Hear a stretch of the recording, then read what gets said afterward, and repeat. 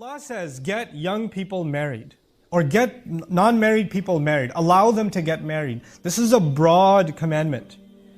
And who does it apply to?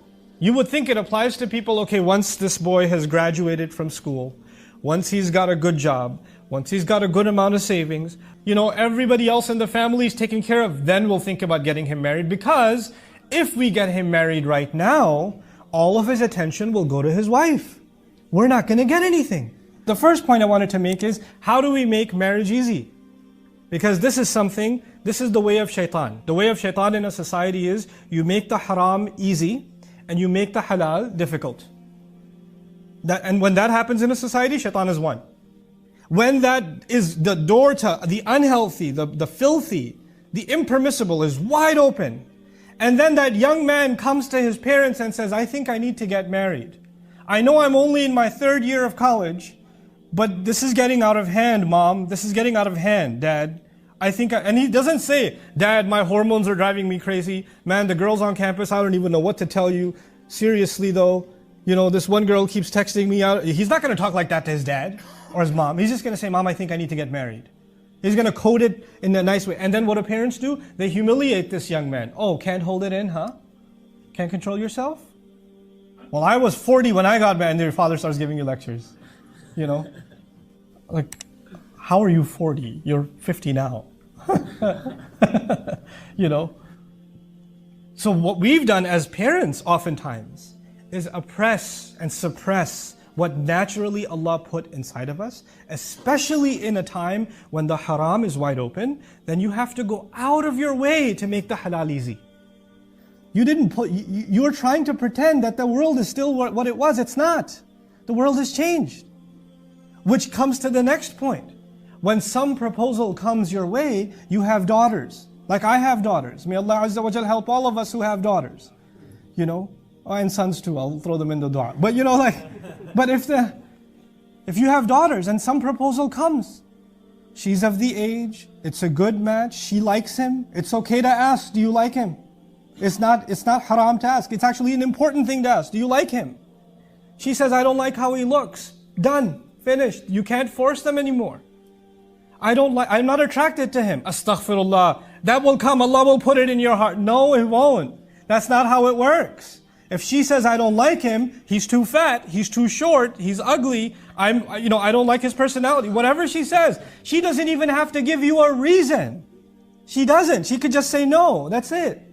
When you force a woman to get married to someone she doesn't want to marry, when you put, emotional pressure on her and say, if you don't marry him, nobody's going to marry you, your family's going to be humiliated, we've already printed the cards.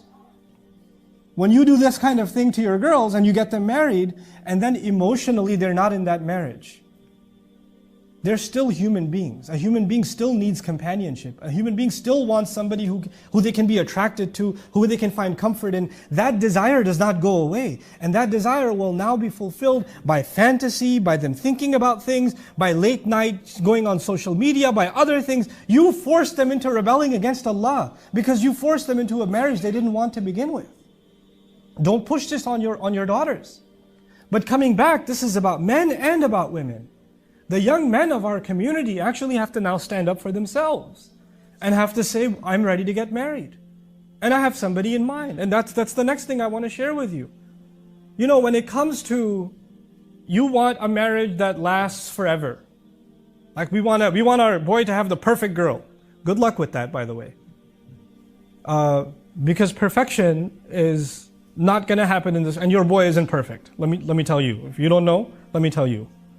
We're all human beings, and human beings have flaws, and sometimes things work, and sometimes things don't work. But let me tell you, when a young man and a young woman are old enough to get married, that actually means they're old enough to make their own choice. Let me repeat myself. When they're old enough to get married, they're old enough to make their own choice. And maybe you don't like their choice, and your job and my job as parents is to advise them and say, I don't think this is a good choice. I think that you could do better. By the way, as a parent, I think I'm always going to say you could do better. I'm always going to say that. But maybe you think this is a mistake. But if your son is 25 years old, your daughter is 30 years old, and she wants to make a mistake, that halal mistake is way better. That halal mistake is and maybe things don't work out in 3 years. That's still better. That's still better than you refusing, because I have seen enough cases. I don't talk in theory. I'm talking based on what I've seen, the conversations I've had with people, with real Muslim families around the world, especially around the United States and Canada, where people are, this man comes and says, I want to marry this girl. The father says, no, you're not from the same country, you're not from the same culture, or whatever. You can't get married to my daughter, or the other way around. But these two are still already emotionally attached. So they're texting each other, talking to each other, hanging out with each other, having dinner with each other. Parents don't know. 5, 6 years go by, they're refusing other proposals. Then the girl is forced to marry somebody else, and she's still talking to the guy. And all of this was that evil, that this whoever she married didn't deserve this. He didn't deserve this. But all of that evil was created by the stubbornness of parents who didn't realize that their children live in a different time. Where allowing marriage first is a bigger priority than anything else. The only marriage proceedings mentioned in the Quran are that of Musa alayhi salam. Like from 0 to 100, like finding a girl and getting married to a girl. You know, that whole spectrum is captured in the story of Musa alayhi salam. Just a few things about that. First and foremost, he's from Banu Israel, yes? He's an Israelite. And he is homeless. He's a fugitive from the law. He ran from Egypt because he accidentally killed someone. So he's homeless, he's an Israelite, he's a fugitive, he ends up in an Arab tribe, Madian. He ends up in Arab land, where he finds a couple of girls, and he helps them. And one of the girls indirectly told her father she's interested in him. And the father immediately said yes. And they got married. So an Israeli got married to an Arab in the Quran. And the one from Israel was also homeless and a fugitive from the law. The only thing the father needed to see was 3 things. 1, the girl's interested. That was number 1. She liked him. Number 2, he's strong. He's got good character, good qualities in him. He can do a job. He can make money. He can defend my family. And then he's trustworthy.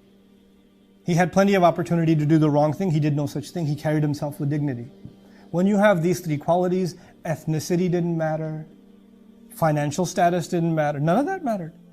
None of that mattered.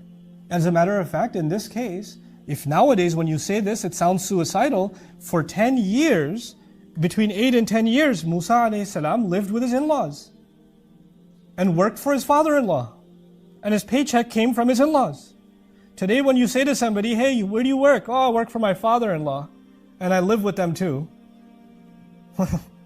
Well, what a guy. This is a real man? This is a man even? He lives with his in-laws?